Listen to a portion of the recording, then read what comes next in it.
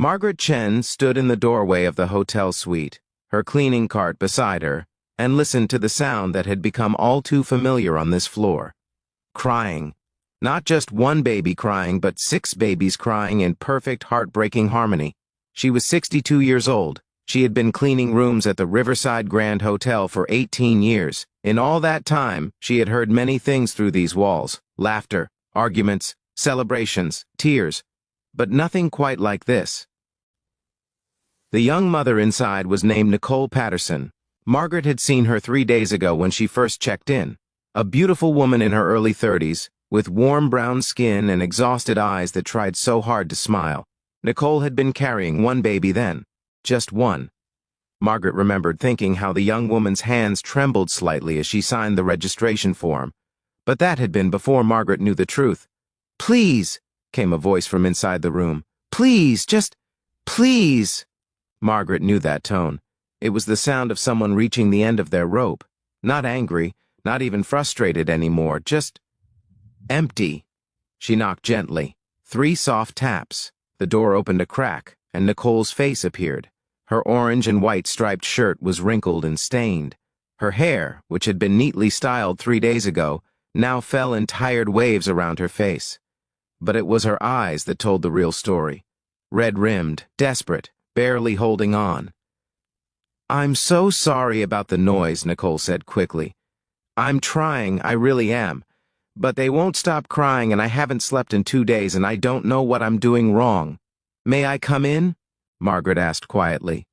Nicole hesitated, then nodded and stepped back. The room looked like a small tornado had passed through. Baby bottles everywhere, diapers, blankets draped over every surface. And there, on the large bed, wrapped in soft gray and beige blankets, were 6 tiny babies. 6 perfect crying babies. Margaret had raised 4 children of her own. She had 7 grandchildren now, but she had never seen anything quite like this. "Sextuplets," Nicole said, following Margaret's gaze. "They're 10 weeks old. We live upstate, but I had to come to the city for their medical checkups at the children's hospital. Specialized doctors. My husband," she gestured toward the window, where Margaret could now see a man in a dark suit standing uncertainly, looking shell-shocked. "Michael. He came down this morning to help, but he has to get back for work. We can't both take off. The bills—" Her voice trailed away. Michael Patterson looked like a man who had suddenly realized he was in over his head. Margaret recognized that look, too. She had seen it on her own husband's face 40 years ago when their twins had come home from the hospital. The babies continued to cry. Not screaming. Just a continuous, miserable crying that seemed to fill every corner of the room. "Have they eaten?" Margaret asked. "Yes, and I've changed them all. Twice. I've checked their temperatures, I've burped them, I've rocked them, I've tried everything the nurses taught me, and they just won't stop." Nicole's voice cracked. "I'm a terrible mother. I can't even handle my own babies." "No," Margaret said firmly. "You're not terrible. You're exhausted. There's a difference." She set down her cleaning supplies and walked to the bed. 6 little faces, all scrunched up in various degrees of unhappiness. 3 boys, 3 girls, if she had to guess by the color of their tiny sleepers. Margaret did something then that she hadn't planned, something that came from a place deeper than thought. She began to hum. It was an old lullaby, one her own grandmother had sung to her when Margaret was small, growing up in a tiny apartment in Chinatown. The melody was simple. The words were in Cantonese, a language Margaret hadn't spoken fluently in decades. But she remembered the tune. She remembered how it had made her feel safe when the world seemed too big and frightening. She reached down and gently picked up the nearest baby, a little girl in a gray sleeper. The baby's cries stuttered, surprised by the new arms holding her. Margaret continued humming, swaying slightly. Just a gentle back-and-forth motion, nothing dramatic, just steady, reliable, calm. The baby's cries softened to whimpers. Nicole and Michael stood frozen, watching. Margaret picked up a second baby with her other arm. She had done this before, years ago. Her twins, Sarah and David. You learned quickly how to hold 2 babies when you had no choice. She adjusted her humming, making it a bit louder so both babies could hear. The second baby quieted. "How are you doing that?" Nicole whispered. Margaret didn't answer right away. She kept humming, kept swaying. After a moment, she carefully sat down on the edge of the bed, still holding the 2 babies. She nodded toward the other 4. "Pick up 2 more," she said softly to Nicole. "Just hold them close. Don't try to fix anything. Just hold them." Nicole's hands shook as she lifted 2 more babies. Margaret could see the fear in her eyes, the fear that she would do it wrong, that they would cry harder, that she would fail again. "Now hum with me," Margaret said. "Any song, it doesn't matter which one." I don't know any lullabies," Nicole admitted, her voice barely above a whisper. "Then hum whatever song makes you feel peaceful, from when you were young, something that reminds you of being safe." Nicole closed her eyes. After a moment, she began humming too. Margaret recognized it after a few notes. "What a Wonderful World" by Louis Armstrong. A beautiful choice. Michael, still standing by the window, watched his wife with an expression that was part wonder, part guilt.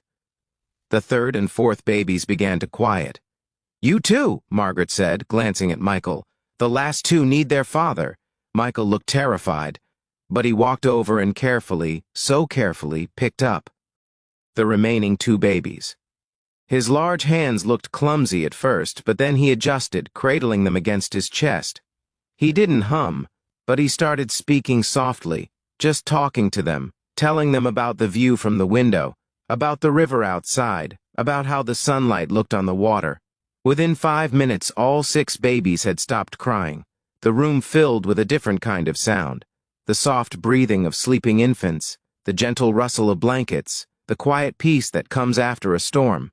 Nicole looked up at Margaret with tears streaming down her face. "How did you know to do that?" Margaret smiled.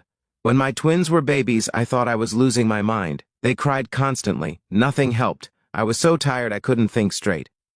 One day, my mother-in-law came to visit. She was from Ireland and she didn't speak much, but she picked up both babies and started singing an old Irish folk song. The baby stopped crying immediately. I asked her what the secret was. "What did she say?" Michael asked quietly. "She said babies don't cry because they need something fixed. Sometimes they cry because the world is overwhelming. Too bright, too loud, too new. They need to know they're safe. They need to feel that someone calm and steady is there with them. The moment you panic, they feel it. The moment you're peaceful, they feel that too." Nicole wiped her eyes. "But I've been trying to stay calm. I have. It's just so hard when nothing works." "I know," Margaret said. "Believe me, I know. But there's trying to stay calm, and then there's actually being calm. You can't fake it with babies. They sense everything." She looked down at the 2 babies she was still holding. "The other thing my mother-in-law taught me is that you have to let go of being perfect. You can't do everything right. Nobody can. Especially not with 6 babies. You're going to make mistakes. You're going to have moments when you can't figure out what they need. And that's okay. That's being human." Nicole nodded slowly. "I've been so scared. Scared I'll mess them up. Scared I'm not enough." "You are enough," Margaret said firmly. "Look at them. They're healthy. They're loved. They're fed and clean and safe. That's what matters. Not whether you can stop every cry or know every answer." Michael moved closer to his wife and gently put his arm around her shoulders, still holding the 2 babies. "I'm sorry I have to leave today," he said quietly. "I wish I could stay." "I know," Nicole said. "I know you have to work. We need the money. I feel so alone sometimes." Margaret looked at them both. This young couple trying so hard to do everything right. Exhausted, overwhelmed, but still here, still trying. "You're not alone," Margaret said. "I'm here today, and I'll be back tomorrow when I work this floor again. If you need someone to just sit with you while you rest, I can do that. I've raised 4 children. I've helped raise 7 grandchildren. I know a thing or two about babies." "You would do that?" Nicole asked, fresh tears welling up. "But you're working. You have your job."